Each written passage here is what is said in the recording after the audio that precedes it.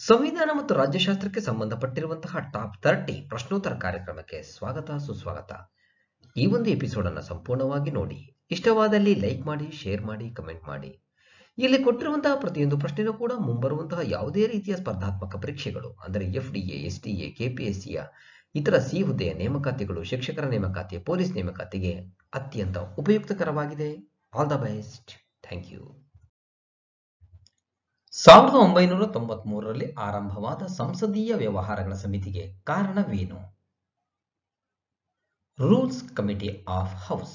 Rules committee of ಹೌಸ್ನ ಕಾರಣದಿಂದ 1993ರಲ್ಲಿ ಸಂಸದೀಯ ವ್ಯವಹಾರಗಳ ಸಮಿತಿ ಆರಂಭವಾಯಿತು. 1 ಈಸ್ ದಿ ರೈಟ್ ಆನ್ಸರ್.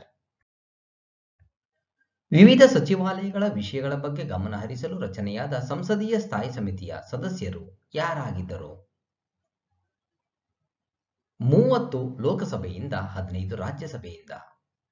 ವಿವಿಧ ಸಚಿವಾಲಯಗಳ ವಿಷಯಗಳ ಬಗ್ಗೆ ಗಮನ ಹರಿಸಲು ರಚನೆಯಾದ ಸಂಸದೀಯ ಸ್ಥಾಯಿ ಸಮಿತಿಯ ಸದಸ್ಯರು ಲೋಕಸಭೆಯಿಂದ 30 ಹಾಗೂ ರಾಜ್ಯಸಭೆಯಿಂದ 15 ಜನರಾಗಿದ್ದರು. 2 ಈಸ್ ದಿ ರೈಟ್ ಆನ್ಸರ್. ಸ್ಥಾಯಿ ಸಮಿತಿಯ ಪ್ರಮುಖ ಪ್ರಯೋಜನಗಳು ಯಾವುವು?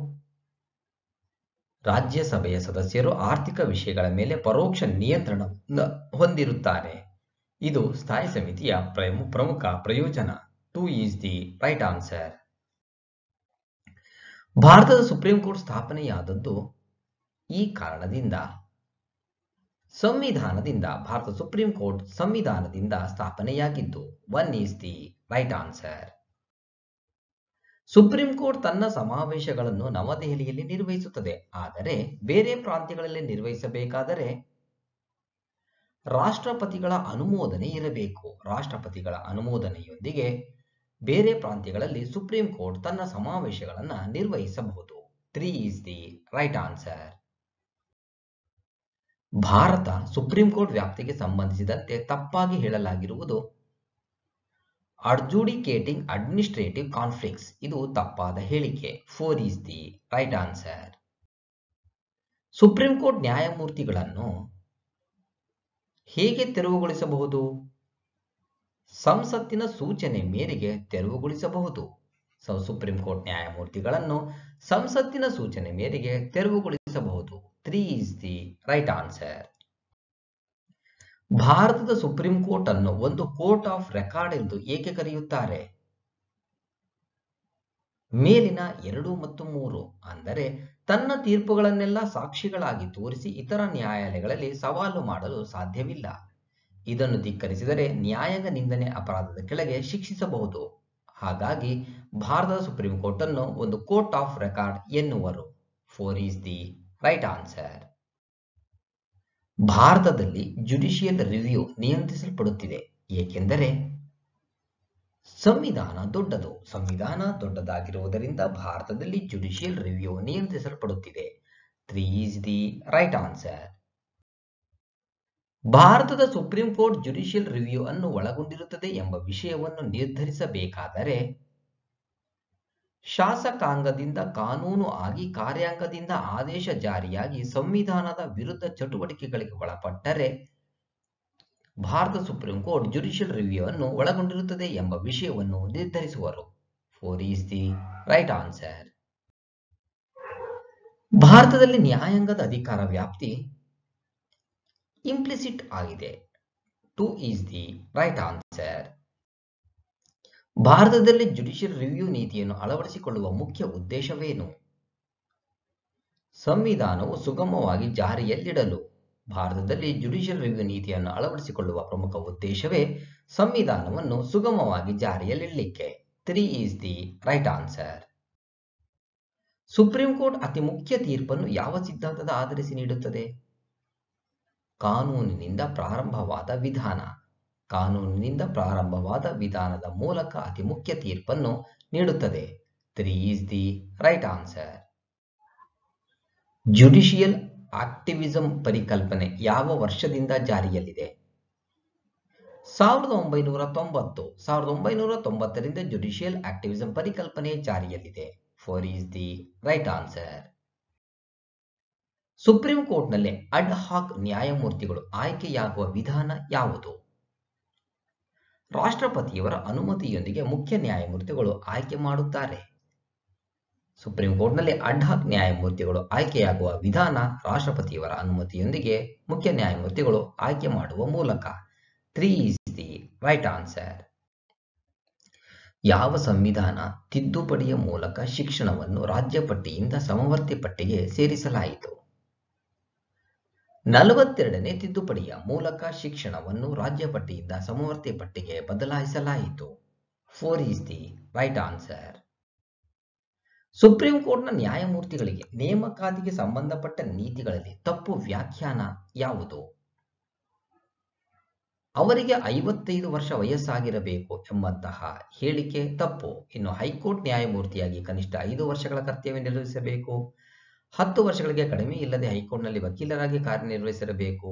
ಇವೆರಡು ಕೂಡ ಹೌದು. 3 is the right answer. ರಾಜ್ಯಪಾಲರು ಕೆಳಗಿನ ಯಾವ ಅಧಿಕಾರಗಳನ್ನು ನಿರ್ವಹಿಸುತ್ತಾರೆ?